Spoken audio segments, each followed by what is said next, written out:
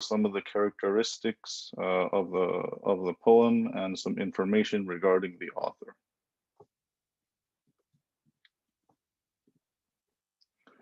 The poem itself. Who is the author of Tuhfat al-Atfaal? He is the famous Imam, the Sheikh, the Qari, Sulaiman ibn Hussein al-Jamzuri. Sulaiman ibn Hussein al-Jamzuri. He was born in 100 or 1160 Hijri, and he died sometime after 1213 Hijri. We're not sure when, but it was sometime after 1213 Hijri. So he's from the ulama of the 18th Common Era, 18th century Common Era. Sheikh Sulaiman al-Jamzuri was born and raised in Tanta, Egypt. This is a very well-known area in Egypt even nowadays. And he was born in the district that is known as al-Janzur. But he also has other works as well. His teacher is the famous Sheikh Nuruddin Ali al-Mihi, who was also from the ulama of the 18th century Common Era. And if you have any ijazah or sanad from an Egyptian sheikh, most likely you will find in that sanad Nuruddin Ali al-Mihi somewhere in that chain. So Sheikh Sulaiman al-Jamzuri, he's the student of this famous Sheikh Nuruddin Ali al-Mihi. So let's look at what the poem itself contains. How is it broken up? What are the contents of this poem by the Sheikh? And if you guys go back in the WhatsApp group, we have posted, inshallah, the version of the poem that we're going to be relying on. This is Tuhfat al-Atfaal with the tahqiq of Muhammad Taym Za'bi, hafidhahullah. This is the one that we're going to be referring to, and you may find different versions of the poem with different dabt and tahqiq, but that's the one we'll rely on for this class. Today, inshallah, we're going to try and cover up until verse 23 of the poem, from verse 1 to verse 23 of the poem, inshallah. So the first set is from verses from verses 1 to 5 is the muqaddimah of the poem. He's not talking about rules, he's just introducing the content of the poem. And then from verses 6 to 16, this is where the actual rules of tajweed start being discussed. And the first thing that Sheikh Sulaiman al-Jamzuri starts off his poem with is talking about ahkam an-noon as-sakina wa tanween, the rules for noon, sakina, and tanween. And the reason why is because this is the most common and the most repeated type of tajweed rule you find in the Quran over and over again. Any page of the Quran you open up, you're going to find the whole page filled with ahkam of noon and tanween. After that, he has one verse where he puts a bab and he says hukm al-noon wal mim al-mushaddadatain, the rule for noon and mim with shadda. And this is just one verse, verse 17. And then verses 18 to 23, he talks about ahkam al-mim as-sakina, the rules for mim with sukun. And then after he finishes the ahkam of noon and mim, he moves on to ahkam al-lam as-sakina, verses 24 to 29, the rules for lam with sukun on it. And then he talks about the rules of idgham al-harfayn al-mutamathilayn wal-mutaqaribayn wal-mutajanisayn, yani doing merging of letters that are similar or identical or close to each other, and that's verses 30 to 34. And then the final and perhaps biggest section of the poem is from verses 35 to 57, where he talks about ahkam al-mad. So today, inshallah, we're going to cover topic number 1, 2, and 3 from verses 6 or from verses 1 all the way to verse 23, which is covers ahkam al-noon as-sakina wa tanween all the way up to ahkam al-mim as-sakina, inshallah.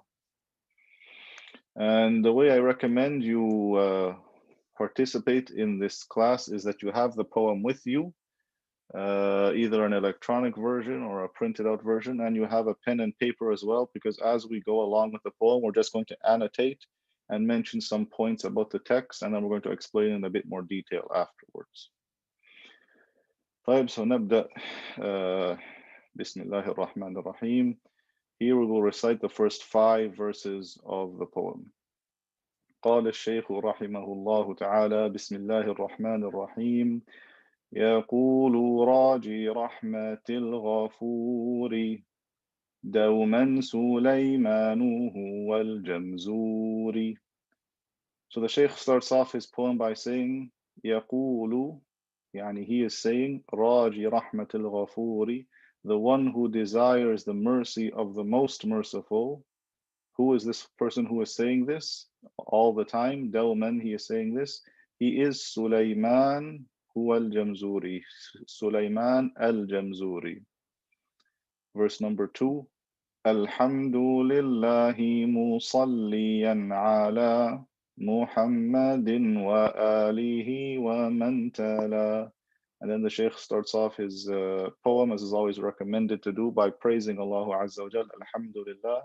مصليا على Muhammad, giving salah to Prophet Muhammad, وآله, and his family members, ومن تلا, and those who come after or those who follow them. And then verse number 3, وَبَعْدُ, and after these 2 verses of introduction, هَذَا النَّظْمُ لِلْمُرِيدِ فِي النُّونِ وَالتَّنْوِينِ وَالْمُدُودِ. He says this nazm, this poem, is for the one who wants, يعني the one who desires, the one who wants to know about في النون والتنوين والمدود, يعني rules related to noon and rules related to tanween and rules related to mad. And he also, as we just talked about, covers other topics as well in this poem. Then verse number 4, the Shaykh says, سميته بتحفة الأطفال عن شيخنا الميهي ذي الكمال. He says, I have named this poem that I have written تحفة al-Atfaal. And the word tuhfa in Arabic means when you take part of something, like the best part of something, and you give it as a gift. You specialize part of something and you give it as a gift. So it's like he's saying this is a small gift to the children. And when he says children, if you go back to his sharh, we'll talk about that later. He goes back to his sharh, he says he does not mean actual children, but he means anyone who is a beginner in tajweed, or yani anyone who wants to start learning about tajweed. This is a gift for them, للأطفال. And he says he received this knowledge of tajweed from Shaykhina, from his Shaykh al-Mihi. We said this is Ali al-Mihi, Dhil Kamali, and he praises him here by saying Dhil Kamali. And then verse 5, he says, أرجو به أن ينفع الطلاب. I hope, he says, أرجو به أن ينفع الطلاب. I hope the students of Tajweed and Quran will benefit from this text. And he also hopes for والأجر والقبول والثواب. He also hopes for reward and for acceptance and for blessings from writing this poem and from people reading it and utilizing this poem. And we ask Allah Azza wa Jalla to give him that reward for the numerous people that have benefited from this text. طيب, now that we see what he just discussed in the introduction, just a couple of notes. The Shaykh does not cover makharij al-huruf in this text. Makharij al-huruf, yani where the letter comes from, points of articulation for the letters. Yani which part of the tongue and mouth and lips are used to create the letters. He does not talk about this in the poem. And he also doesn't talk about sifat al-huruf, the characteristics of letters, what makes letters different from each other. And he also does not talk about any aspect of al-rasm al-Uthmani, which is how the words are written in the Mus'haf. And the reason why is because this is meant, as we said before, as a text for beginners, someone who is just embarking into the science of tajweed. And so he doesn't consider it that important to include this information. And this is in contrast to another very famous poem, which is al-Muqaddimah al-Jazariya, because Ibn al-Jazari puts these topics first. Ibn al-Jazari, before he talks about tanween and mad and noon, he talks about makharij al-huruf and sifat al-huruf, because he says قبل الشروع أولا أن يعلموا مخارج الحروف والصفات ليلفظوا. Because Ibn al-Jazari says before you even enter or recite Quran or enter into the science of tajweed, you have to know where the letters come from and where the sifat or what the sifat of the huruf are. But it's not a huge issue because a person can still recite Quran correctly without knowing the specifics of the makharij or the sifat. And that's why the Shaykh Sulaiman al-Jamzuri opted not to include them in this poem. طيب, so now we get to the first chapter of the poem, the first bab of the poem. And the Shaykh says, أحكام النون الساكنة والتنوين. The rules, and notice that it's plural for noon as-sakina, noon with sukoon and tanween.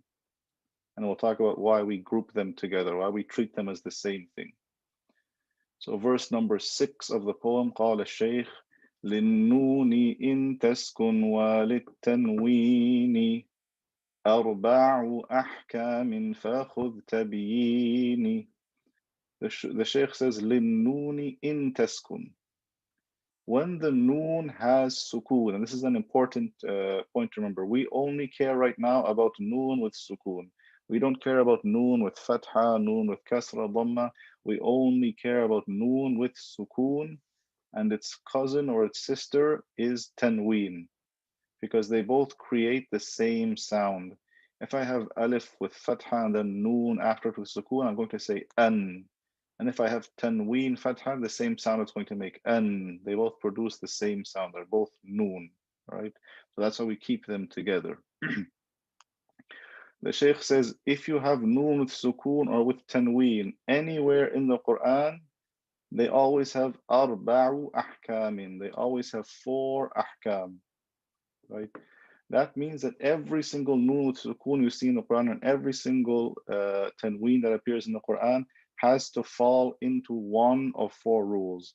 It cannot not fall into one of these rules, and it cannot simultaneously exist in 2 at once. It has to be in one of 4 rules that we'll discuss. And he says, فَخُذْ تَبْيِينِي.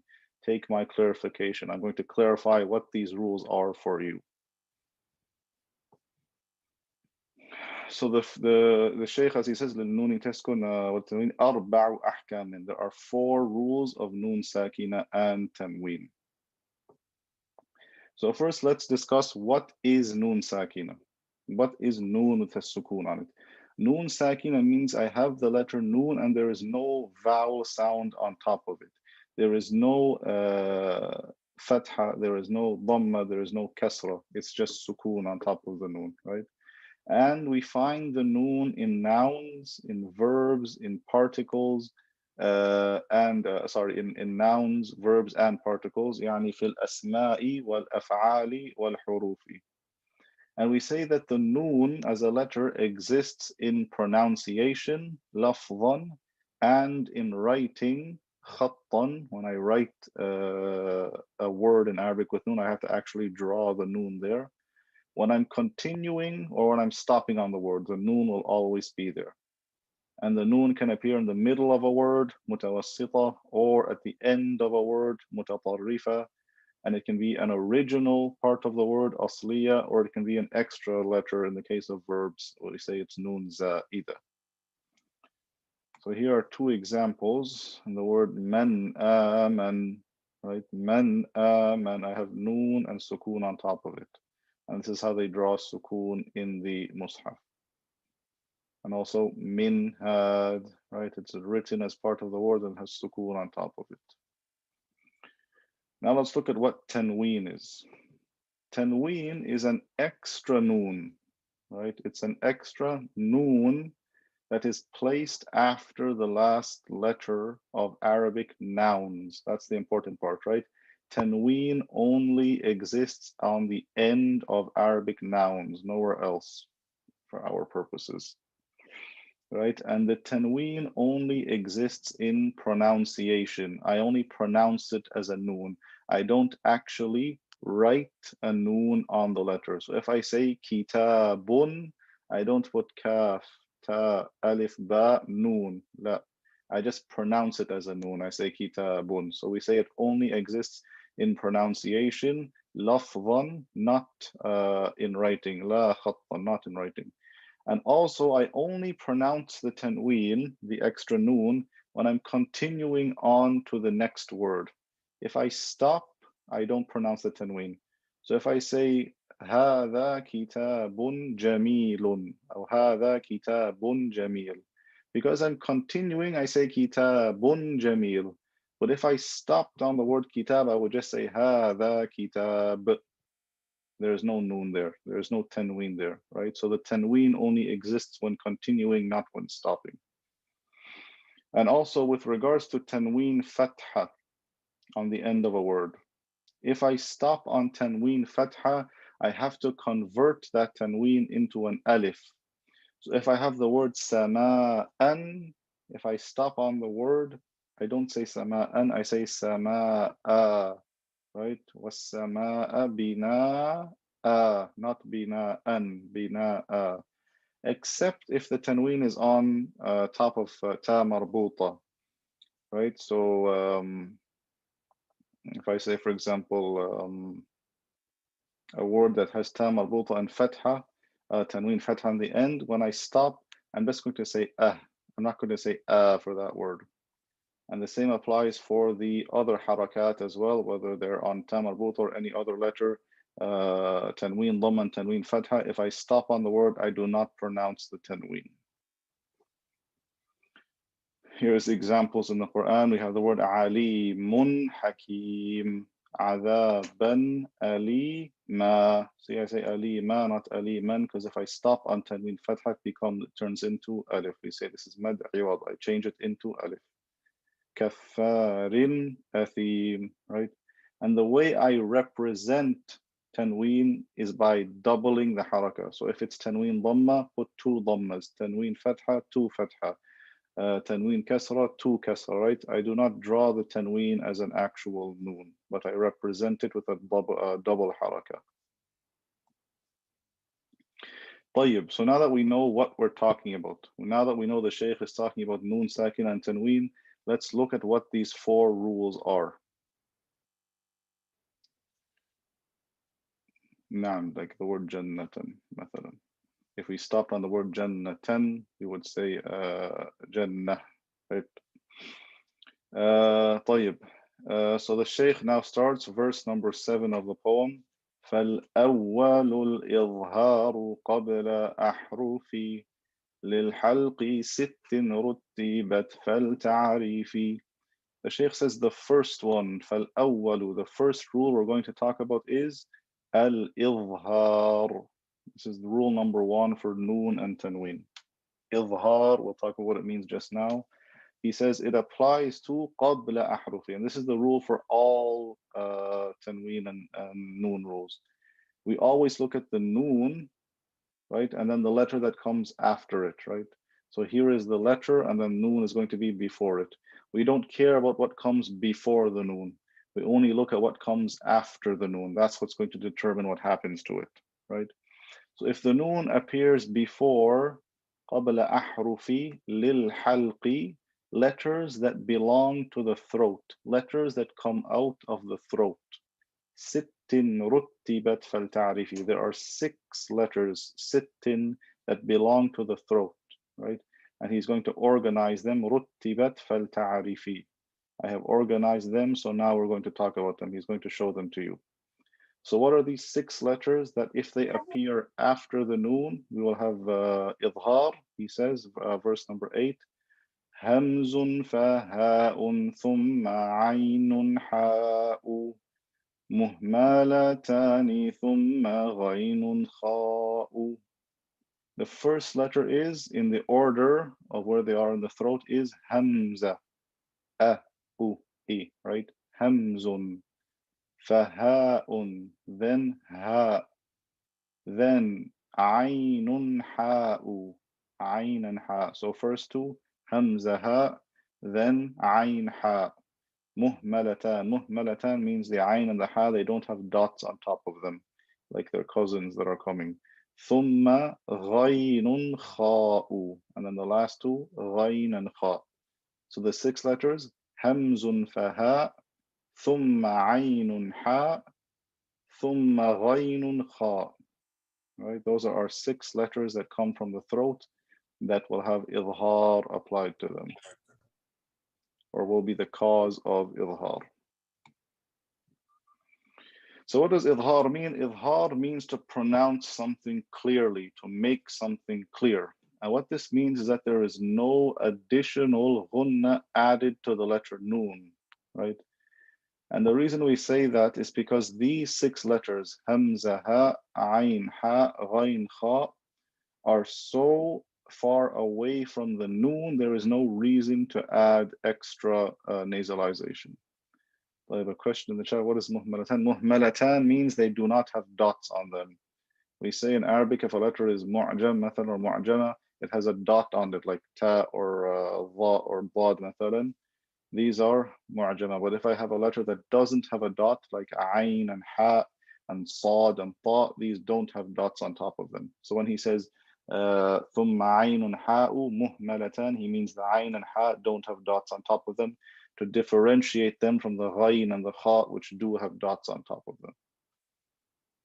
Naam. So because these 6 letters, hamza, ha, ayn, ha, ghayn, kha, they are so far away from the noon, there's no reason to add anything extra to these letters.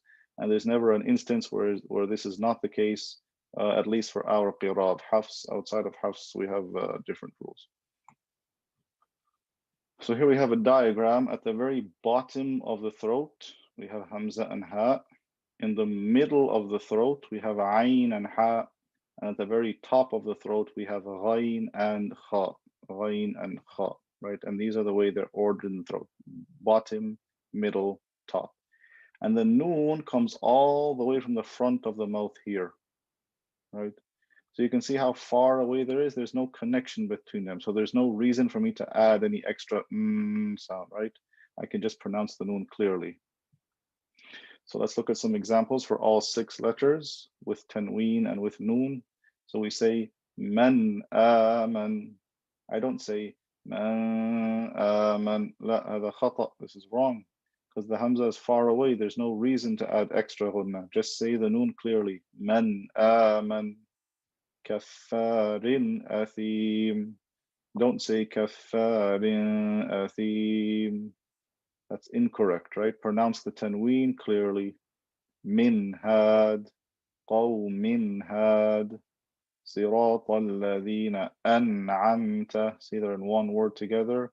Noon with sukoon, and after it is ayn, one of the throat letters. Don't say sirat alladhina an'amta. Khata, right? Sami'un alim. Then the other letters. Wanhar.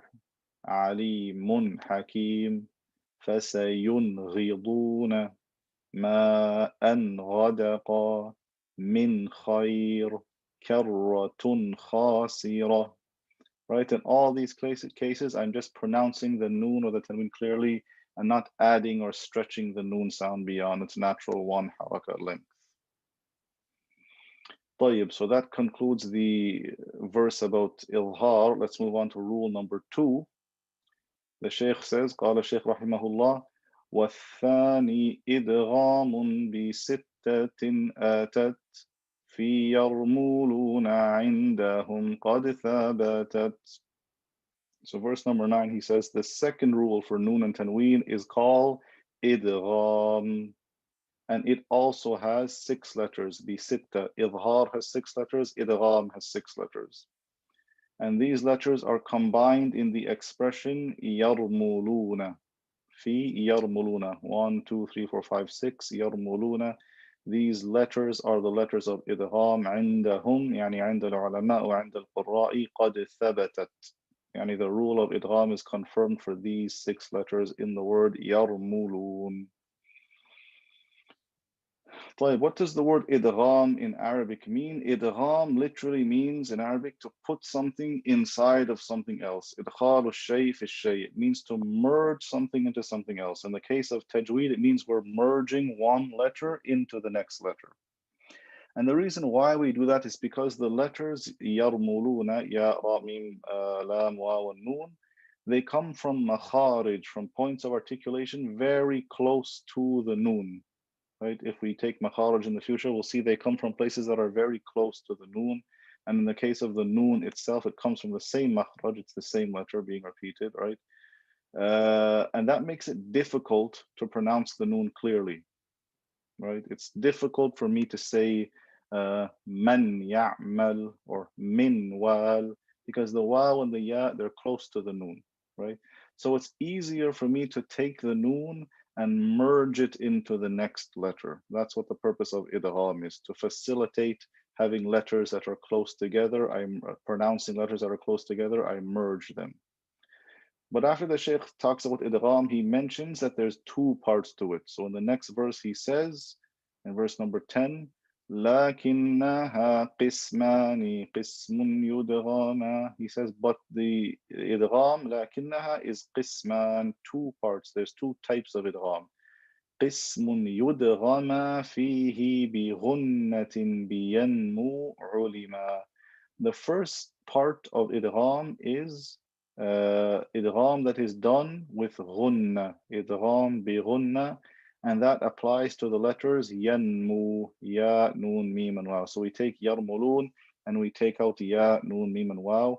These are the letters that I do idgham with ghunna for.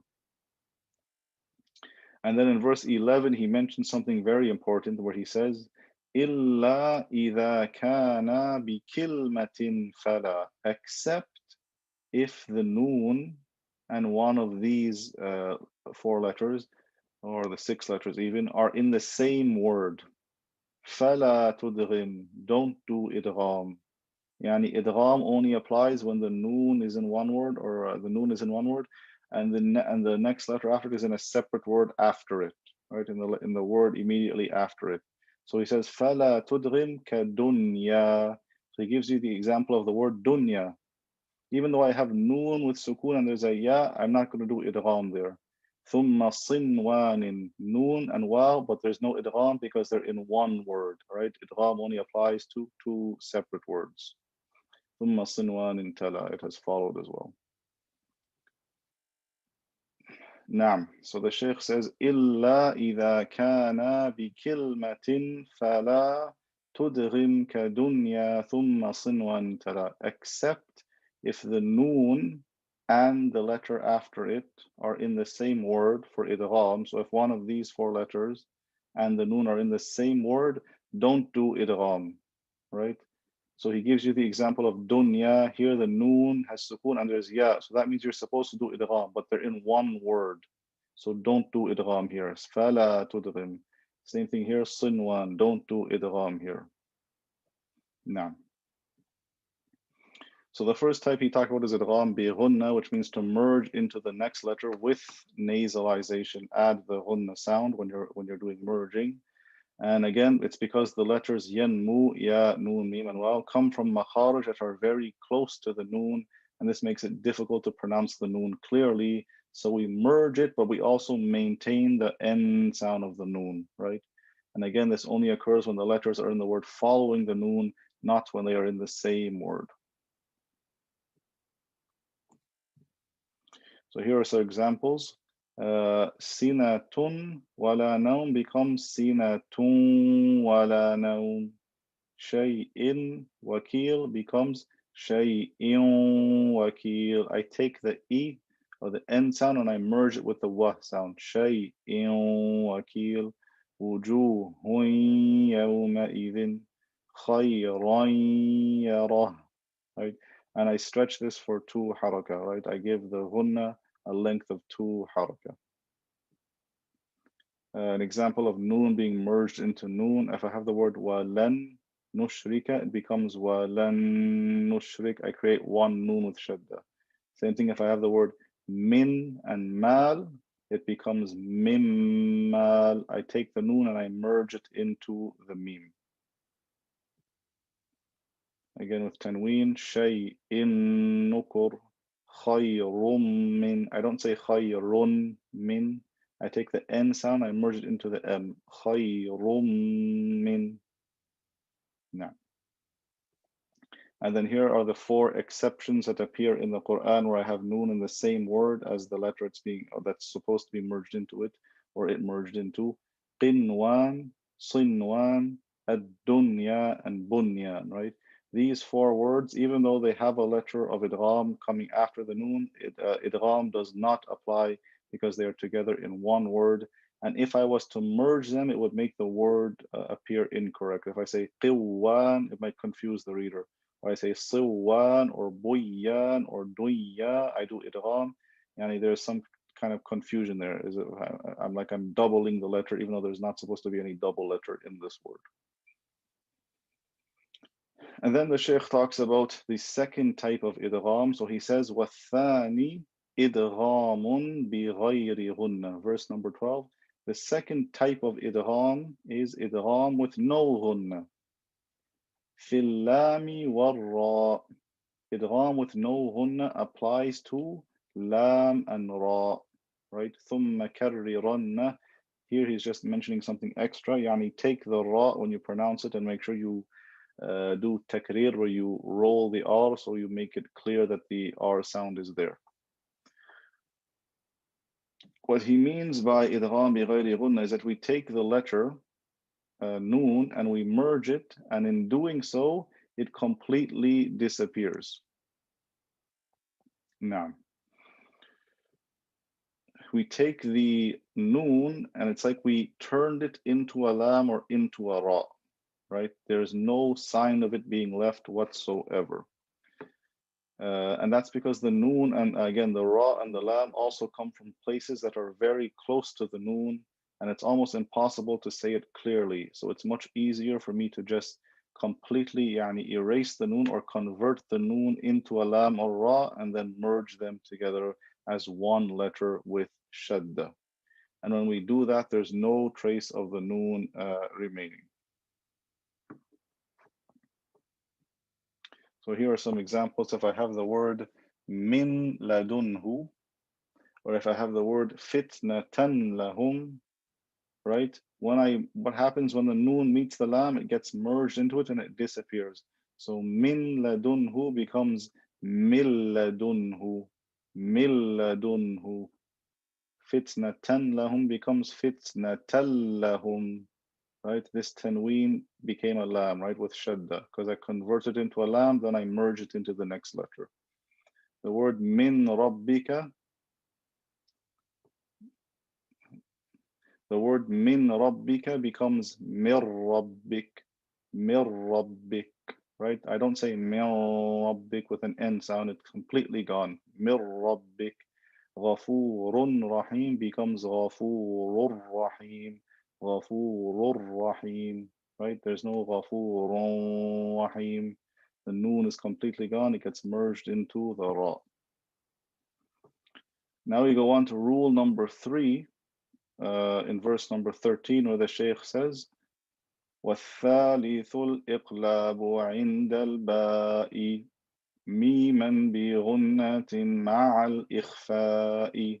He says the third rule for noon and tanween is called iqlab, and it only applies to one letter, which is al-ba. So whenever the noon or tanween meets the ba, it gets converted into a meme. I turn the noon into a meme, then I'm going to recite it with ghunna, or I'm going to recite it with ikhfa, which has ghunna in it. So the word iqlab, or some scholars say it's better, or it's more afsah, it's more correct to call it al-qalbu, not iqlab. Al-qalbu means to turn something over, to turn something from its top to its bottom or from its front to its back. And what that means is we're taking the noon and we're flipping it into a meme. And then once I turn the noon into a meme, I'm going to do what's called ikhfa shafawi.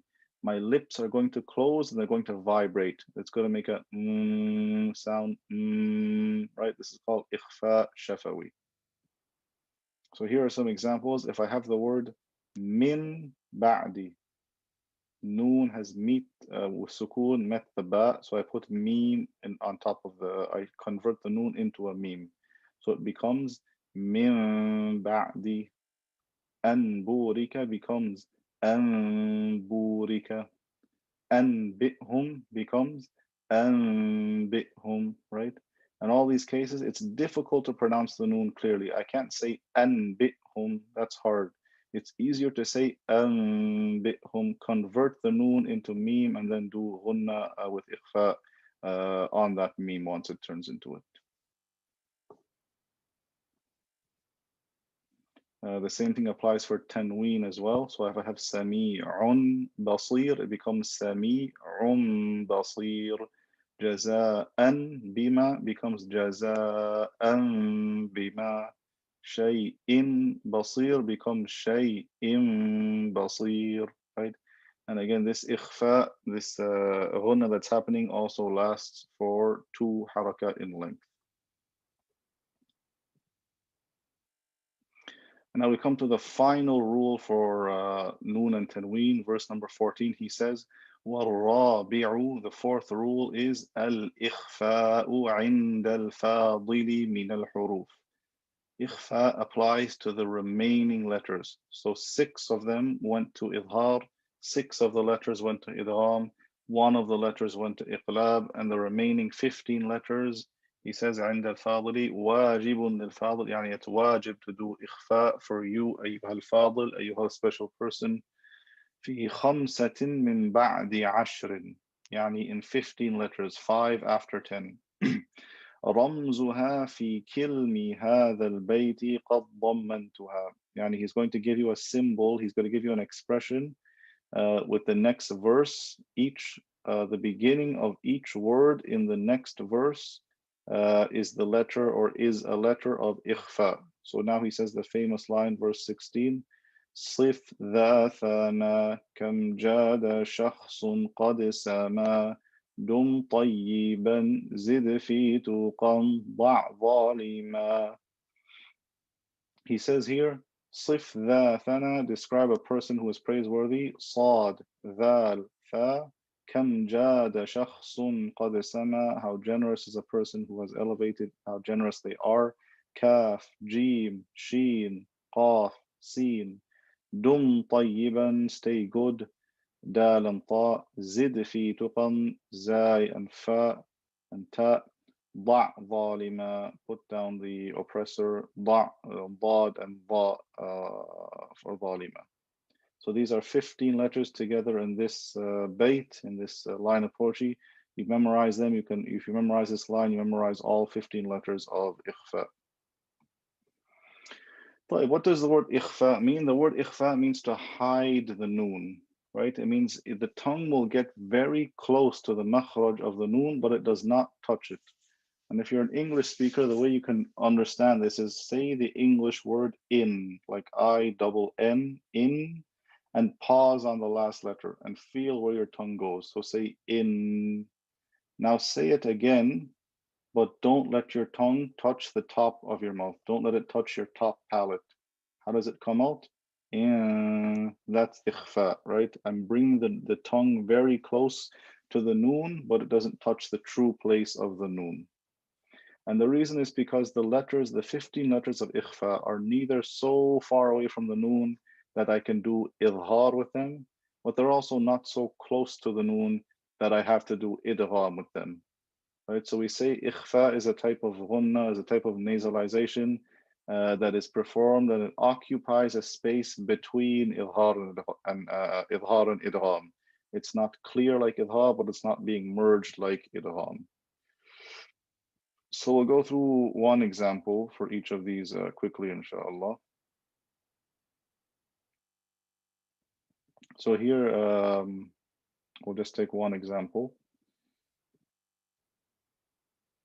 Now, this is also called al-ikhfa al-haqiqi, right? That's another name for it, al-ikhfa al-haqiqi, differentiated from other types of ikhfa. So we'll take one example each. Mansura, don't say mansura, mansura, tundirhum wal-untha minkum, right? That's sad, dhal, tha, kaf, sif, dha, thana, kam, and then أن جاءه من شيء من قبل. Al-insan, right? We hold this ghunna for 2 haraka. That's for Jim, Sheen, Qaf, and Sin. Min duni, an tabaq.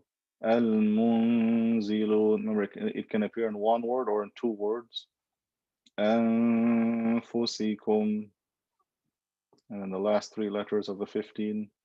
Min tafawut. Mandud. Unzur. Right? All cases, I'm not touching my tongue to the top of my palate. I'm hiding the true makhraj of the noon and doing a slight bit of ghunna along with it.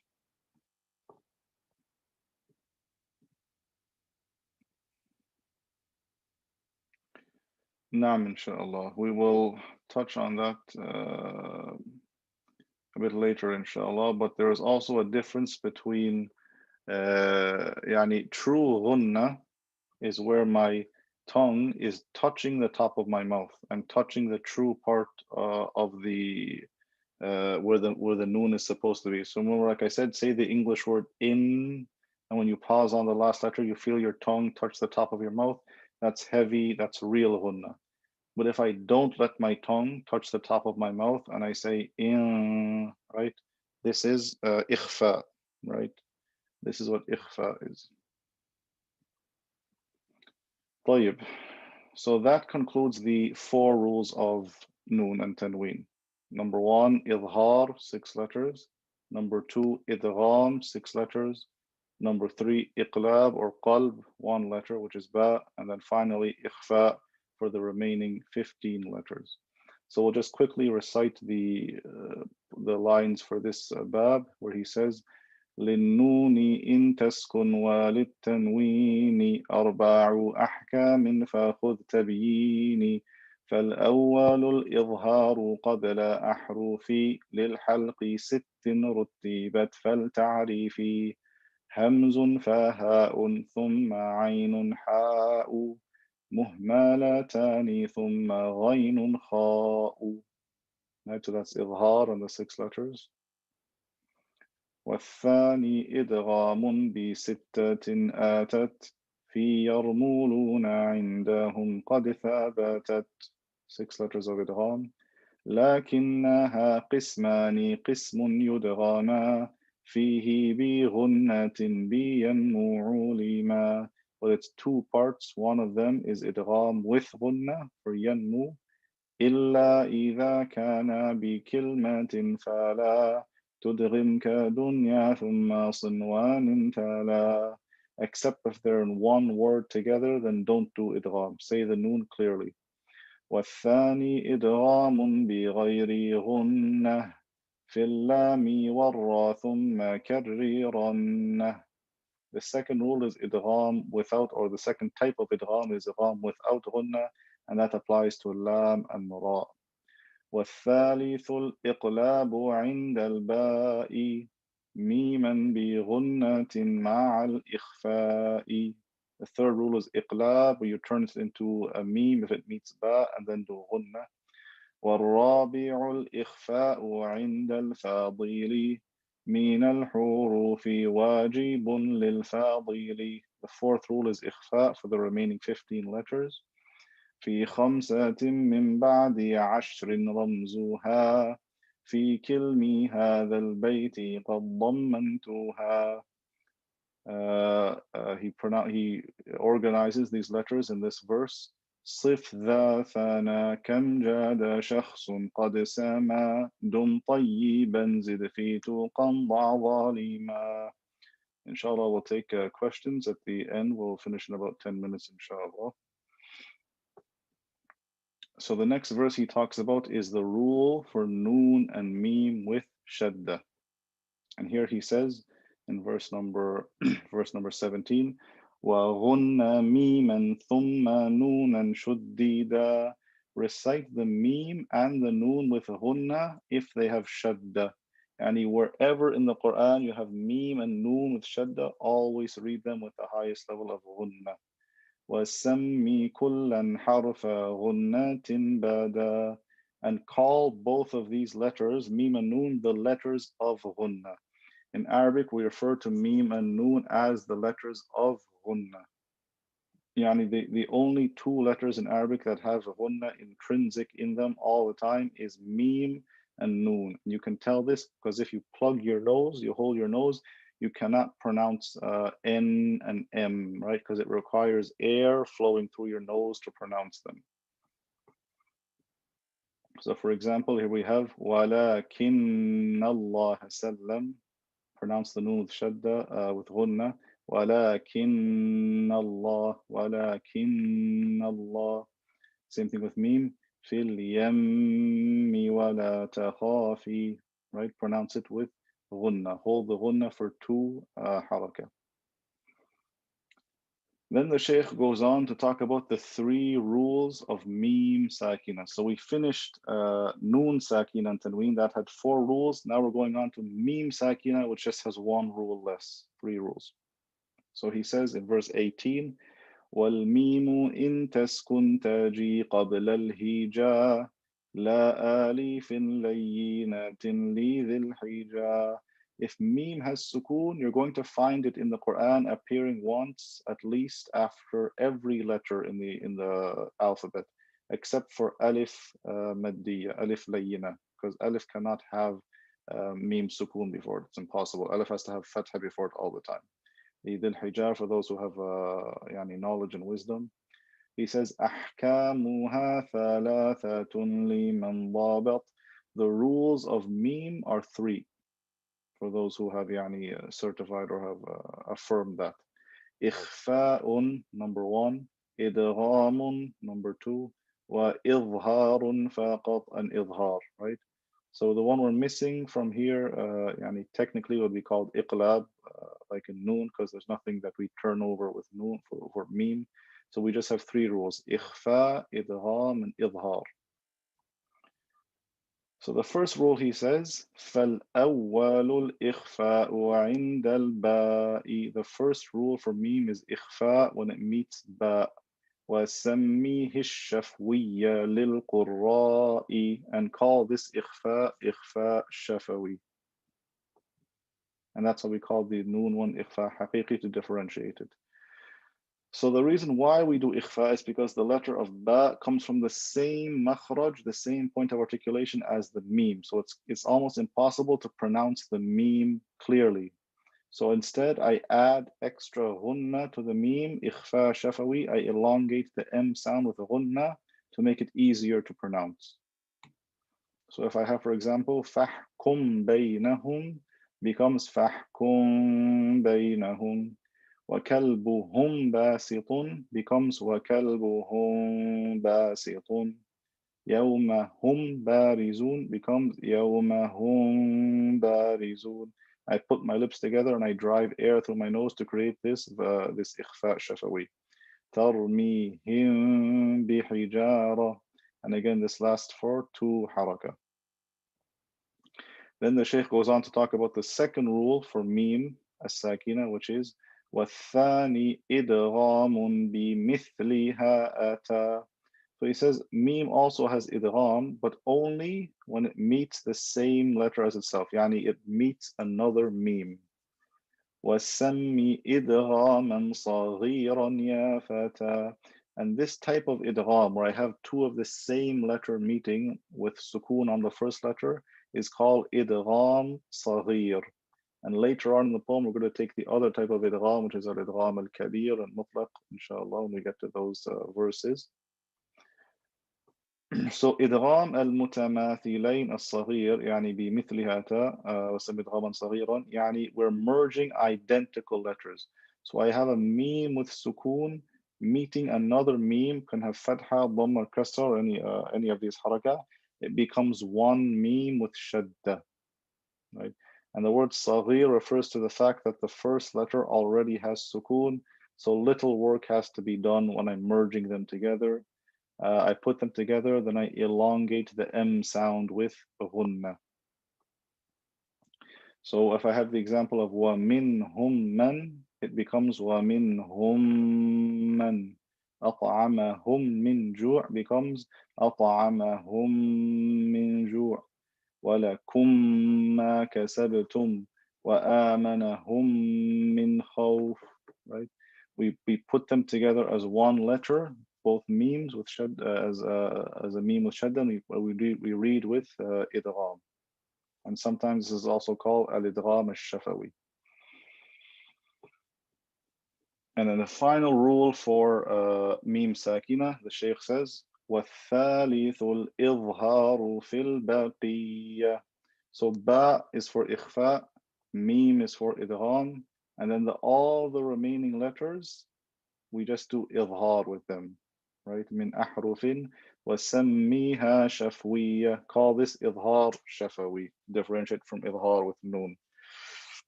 And then the Shaykh mentions an important point to watch out for, where he says, وَاحْذَرْ لَدَى وَاوٍ وَفَاءً تَخْتَفِي.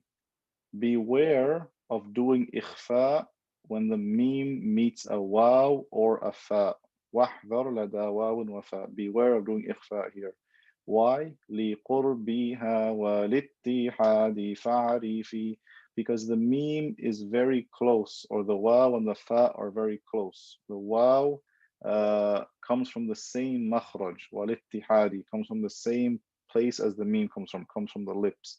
قُرْبِهَا, because the fa is very close as well. If I say f and they're both using the lips. So a person might mistakenly do ikhfa there, but there's no ikhfa, there's only idhar. And again, idhar shafwi means to pronounce clearly. Every one of the remaining letters that are not ba and meme originate from places that are far away from the meme, and as such I can pronounce the meme clearly without any need for additional nasalization, any additional ghunna. And again, beware of mistakenly doing ikhfa shafawi with waw and fa.